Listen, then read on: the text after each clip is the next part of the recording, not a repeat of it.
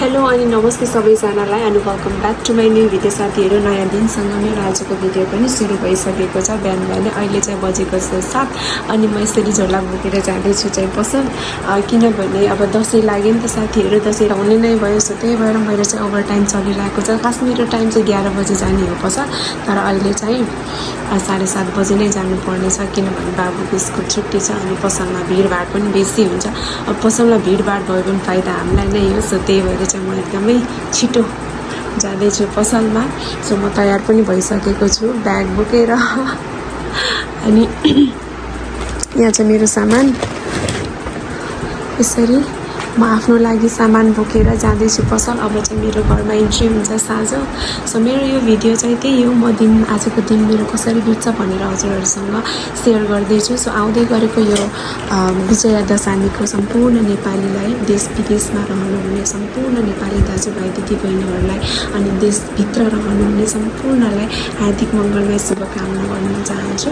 र अब चाहिँ म जाँदैछु पसल। साथीहरू ढिला भइसकेको छ भिडियो गराउनुको चक्करमा। So by. ल साथीहरू, म चाहिँ पसल आइसकेँ। पसलको हालत यस्तो छ। आज पिठले आएको फायर हुन्छ अरे। आज व्यापार झन् कडा हुन्छ अरे के चम्मै लाटा।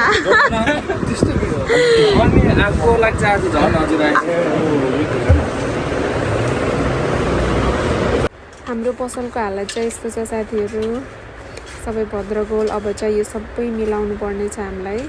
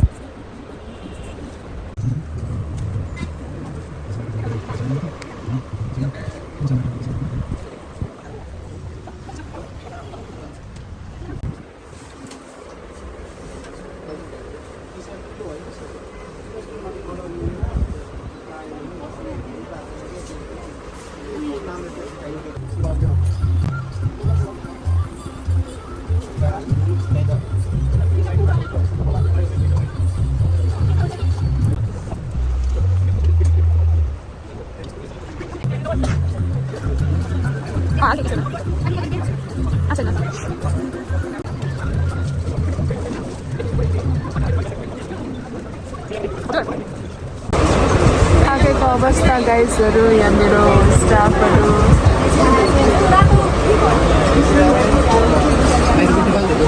बाल्टी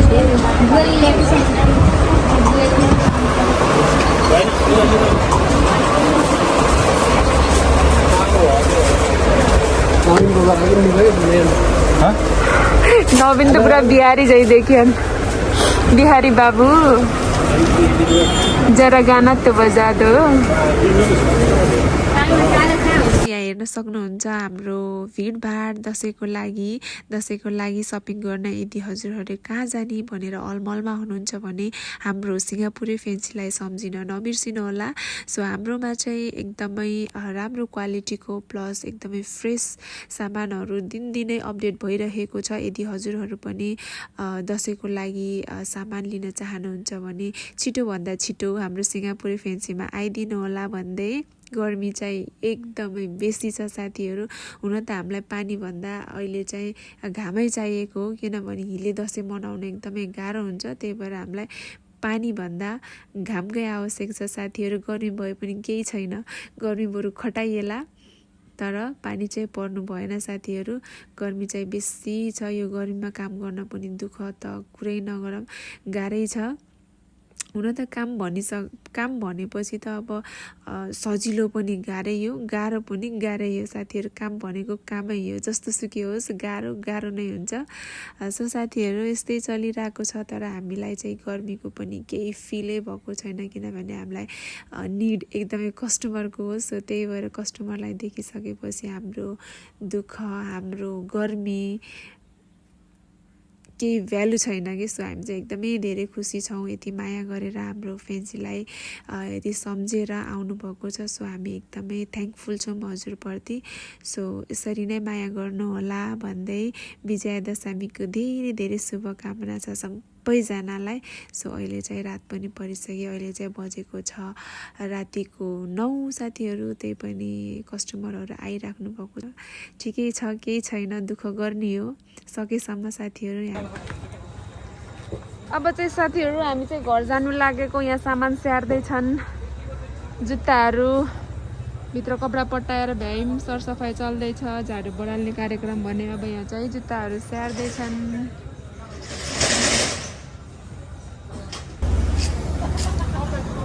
मुर्गिया बजार अहिले यस्तो सुनसान नै भएको छ साथीहरू अघि दिउँसोको चहल पहल छुट्टै थियो भने बहरको यस्तो सुन्नाटा छ र यहाँ चाहिँ चटपटे बेच्दै हुनुहुन्छ हाम्रो चटपटे भाइले मिठो चटपटे बनाउनुहुन्छ